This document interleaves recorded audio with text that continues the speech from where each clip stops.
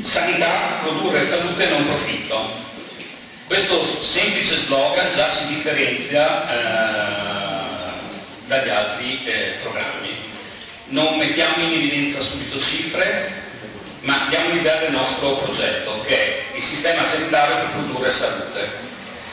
Quasi nessuno nei programmi usa il termine salute e indicatori di salute, produzione di salute. Questo credo che sia importante dirlo, e quindi è il motivo per cui noi vogliamo accentuare questa differenza, e credo che sia importante accentuarla. Io sono un operatore sanitario, sono un tecnico laboratorio, vivo costantemente le problematiche quotidiane della sanità, e banalmente a maggio noi abbiamo finito il budget degli ordini e ogni ordine deve fare un passaggio burocratico complessissimo. Io mi occupo anche di ordinazione ma non cose banali.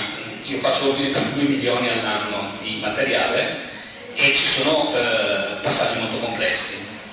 Quindi si vede sulla propria pelle cosa sta diventando la sanità pubblica, e si vede sulla propria pelle i tagli che sono stati fatti, e sono stati sempre fatti in nome dell'Europa.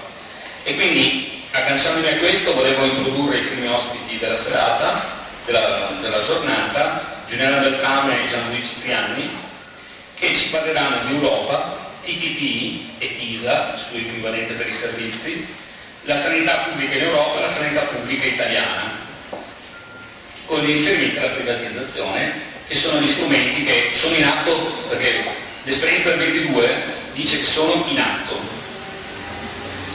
grazie anche alla riforma Madia della pubblica amministrazione, e sono in atto nelle province con il taglio che non si sa bene dove che fine faranno i lavoratori, insomma sono in atto in nome di un'Europa. Quindi do la parola a Giuliana per introdurci il tema della norma.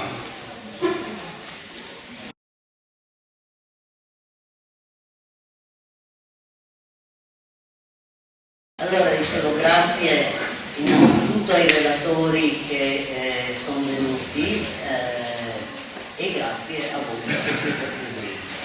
Allora io dirò poche cose perché credo che poi sarà importante incentrare l'attenzione sugli altri argomenti che sono oggetto della discussione di oggi. Perché è importante partire da quelle che sono le strategie europee in campo sanitario? Perché poi è da lì che a caduta arrivano in Italia, arrivano nelle regioni, e tocchiamo con mano già adesso quali saranno le probabili scelte che che ci troveremo sulla schiena a causa di questi accordi, il TTIP, ma soprattutto il TISA per quanto riguarda i servizi. Perché dico questo? Perché ci sono processi di privatizzazione in atto in tutti i paesi europei. Nella prima puntata di questi incontri avevo fatto una specie di excursus della situazione dei sistemi sanitari in Grecia, oltre che in Grecia, in Spagna, in Gran Bretagna, in Germania, in Francia, in Svezia, per vedere come il processo di privatizzazione sia già in atto, oltre che in Italia, di cui poi ci parlerà Gianluigi Trianni. Ecco, io credo che la nostra Europa sia al centro proprio di questo processo, ed è inquietante ricordare due elementi. Uno, il testo del Fondo Monetario Internazionale intitolato I rischi della longevità, secondo il quale il costante aumento in Occidente dell'aspettativa di vita risulta essere in tempi di crisi poco conveniente al mercato. Meglio che moriamo prima, se no il mercato patisce. Questa affermazione va di pari passo con le affermazioni ormai famose della banca d'affari JP Morgan, che diceva, perché è interessante leggere I sistemi politici della periferia meridionale dell'Europa sono stati instaurati in seguito alla caduta di dittature e sono rimasti segnati da quell'esperienza. Le Costituzioni mostrano una forte influenza delle idee socialiste e in ciò riflettono la grande forza politica raggiunta dai partiti di sinistra dopo la sconfitta del fascismo. Purtroppo parliamo del passato. Questi sistemi politici e costituzionali del Sud presentano tipicamente le seguenti caratteristiche: esecutivi deboli nei confronti dei parlamenti, governi centrali deboli nei confronti delle regioni, tutele costituzionali dei diritti dei lavoratori, tecniche di costruzione del consenso fondate sul clientelismo, la licenza di protestare se vengono proposte sgradite modifiche allo status quo. La crisi ha illustrato a quali conseguenze portino queste caratteristiche. I paesi della periferia hanno ottenuto successi solo parziali nel seguire percorsi di riforme economiche e fiscali e abbiamo visto esecutivi limitati nella loro azione dalle costituzioni, dalle autorità locali o dalla crescita dei partiti populisti. Quello che sta facendo Renzi è esattamente mettere in atto i correttivi a questa licenza di protestare, a questa debolezza dell'esecutivo nei confronti del Parlamento, non nei confronti di chiunque. Infatti c'è in atto questo processo di accentramento. Ora, tutto questo c'entra con i due progetti di accordi internazionali TTIP e TISA che tendono già nel loro percorso, nel loro processo di costruzione assolutamente opaco, nessuna possibilità neppure da parte dei parlamentari europei e neppure americani, neppure statunitensi, scusate, non americani, neppure statunitensi, di entrare nel merito, di avere le carte in mano, cioè di conoscere su che cosa si sta presentando e su che cosa si stanno costruendo gli accordi. Questo è il primo. Il secondo elemento è questo via libera alle multinazionali, alle grandi imprese, per entrare, per quanto riguarda il TISA, nel settore di tutti i servizi. Dopo vedremo le rassicurazioni che ci vengono date e che cosa significano. In questo progetto di consentire alle grandi imprese transnazionali o multinazionali di penetrare in tutti gli stati europei per quanto riguarda le imprese statunitensi e le imprese europee nel mercato statunitense, c'è un elemento che è particolarmente inquietante ed è quello legato alle possibili controversie tra gli interessi di queste aziende e le legislazioni nazionali. Sono le famose barriere non tariffarie. Barriere tariffarie ormai non esistono praticamente più, sono bassissime. Cosa sono le barriere non tariffarie? Sono tutti quegli elementi normativi di tutela dell'ambiente, di tutela dei lavoratori. Per quanto riguarda il TTIP è il no agli OGM, ad esempio, che nelle legislazioni europee esiste, diversità di trattamento per quanto riguarda i farmaci che possono essere messi in commercio, la tutela dei diritti dei lavoratori, la tutela dell'ambiente, la tutela dei servizi universalistici per quanto riguarda la salute. Queste barriere non tariffarie vanno a toccare gli interessi di mercato delle aziende. Allora, rispetto a questo uno dice, vabbè, se le legislazioni sono diverse verranno rispettate le legislazioni dei paesi, no? No, perché è stato pensato, e questo è uno degli elementi di maggior conflittualità anche all'interno della trattativa che c'è per arrivare a un accordo su questi elementi, è stato pensato di istituire un collegio di arbitrato internazionale, collegio arbitrale internazionale, che nel momento in cui un'azienda, una società si ritiene di essere danneggiata dalla legislazione del paese in cui è andata a investire, denuncia la legislazione del paese non ai tribunali del paese o alla Corte europea, ma a questo ISDS si chiama, a questa corte, a questo giudice, a questo tribunale di arbitrato, il quale delibera in maniera inappellabile. Da chi è composto? Da giuristi o da esperti, da tecnici che guarda caso più delle volte provvedono esattamente dalle stesse multinazionali che sono parte in causa.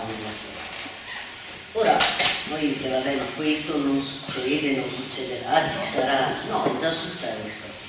È già successo in Australia, la Philip Morris ha fatto causa allo Stato australiano perché aveva scritto il fumo uccide, una cosa del genere, aveva obbligato a scrivere questo nei pacchetti di sigarette. Non l'ha fatto e ha vinto. Corretto, non è per questo, ma è perché l'Australia voleva rendere anonimi i pacchetti di sigarette. Ecco. Quindi non voleva che ci fosse più il marchio, Marlboro. Solo sigarette che fanno male. Grazie. Un altro caso è stato la Veolia, che è una grande compagnia francese che si occupa di vari servizi, tra cui l'acqua. Ha fatto causa alla città di Alessandria d'Egitto perché la città aveva deciso di aumentare i salari dei lavoratori del settore e ha detto no, perché questo va contro i nostri interessi. Ce ne sono altri casi di questo genere e io credo che questo ci aspetterà. Allora, ci sono un'ultima cosa di cui volevo parlare, perché poi molti di voi sicuramente conoscono già alcuni di questi temi. Il problema è perché c'è questo enorme interesse a raggiungere un accordo su questi temi. Perché il settore dei servizi è un settore enorme dal punto di vista degli interessi ed è il settore che potrà garantire profitti certi quando il settore manifatturiero è già dato per mezzo perso, perché ci sono altri pezzi di mondo che sono le fabbriche del mondo. Noi invece sui servizi abbiamo ancora una possibilità enorme di costruire profitti da parte delle aziende, quindi sanità, scuola, acqua e tutto quello che è collegato con i servizi. Ora, pensate che il settore dei servizi è il più grande per posti di lavoro nel mondo e produce il 70% del prodotto interno globale. Solo negli Stati Uniti rappresenta il 75% dell'economia e genera l'80% dei posti di lavoro nel settore privato. Non ecco, c'è una consapevolezza perché in uno dei documenti che è uscito il 4 febbraio di quest'anno si dice che la Turchia proposto, e questa proposta è stata discussa dagli Stati membri,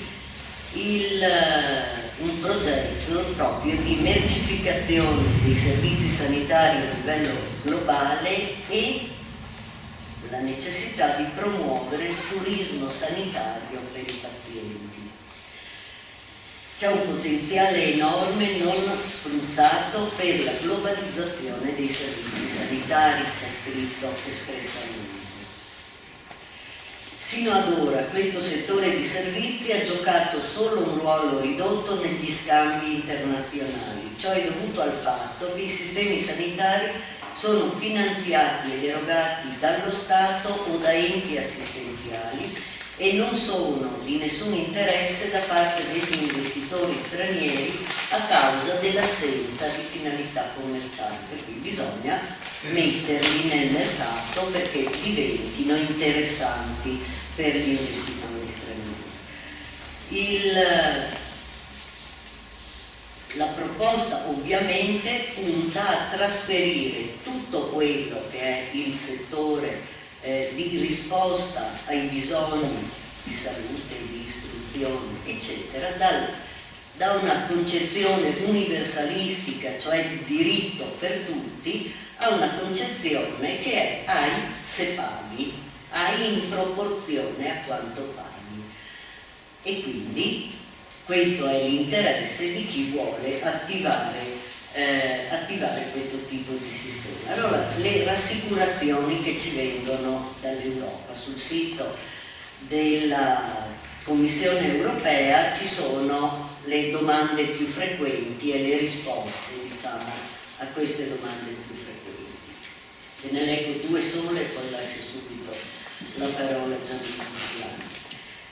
Una è: l'accordo TISA inciderà sull'assistenza sanitaria pubblica e l'istruzione pubblica? La risposta è netta no. Nessun accordo di libero scambio della UE costringe i governi a privatizzare o deregolamentare un servizio pubblico a livello nazionale. Lo stesso vale per il TISA o per qualsiasi altro accordo che la UE sia impegnata a negoziare. Cioè, non è obbligatorio, cioè i governi non sono obbligati a farlo, vorrei vedere, no, se fossero obbligati saremmo già in un altro mondo e in un'altra. Come inciderà l'accordo TISA sull'assistenza sanitaria privata? È la seconda domanda più frequente. Anche in questo caso la risposta cerca di tranquillizzare. Nessuno degli accordi di libero scambio della UE obbliga i Paesi membri a privatizzare i propri servizi sanitari. L'accordo TISA non farà eccezione, però c'è un particolare. Ovviamente, se un Paese dell'UE decide di privatizzare in parte o in toto il suo servizio sanitario, è libero di farlo. Nel corso dei negoziati TISA, l'UE ha dichiarato che permetterà alle imprese non europee di autorizzare, di fornire servizi sanitari o sociali finanziati con fondi pubblici. Qualsiasi Paese dell'UE può autorizzare imprese di Paesi extra Unione Europea a fornire servizi sanitari privati. In tal caso può sempre decidere di regolamentare tanti servizi, ad esempio fissando norme di sicurezza e qualità applicabili. Calenda, il vice ministro italiano per lo sviluppo economico, aveva fornito ulteriori garanzie. È vero che il TISA è un negoziato che ha l'obiettivo di aprire maggiormente i mercati nazionali alla fornitura di servizi di altri paesi e migliorare l'accesso al mercato dei servizi, garantendo parità di trattamento tra fornitori nazionali e stranieri, gli STS di prima. Ma non è vero che comporterà la liberalizzazione totale dei servizi essenziali, come banche, trasporti, sanità e istruzione. Totale no, però quasi potrebbe essere. Allora, questo è il problema che ci troviamo di fronte e che vediamo già in atto. con le scelte che anche questi governi europei, nazionali e regionali stanno facendo in materia non solo sanitaria ma anche scolastica. E quindi importante questo appuntamento di mercoledì 20. Chiudo solo ricordando che nel famoso referendum sull'acqua c'era un secondo quesito che diceva non possono essere privatizzati e messi sul mercato i servizi pubblici locali, come la cancellazione della remunerazione del capitale sull'acqua, il capitale investito è stato completamente dimenticato e si sta procedendo come carri armati sulla strada della privatizzazione. Grazie.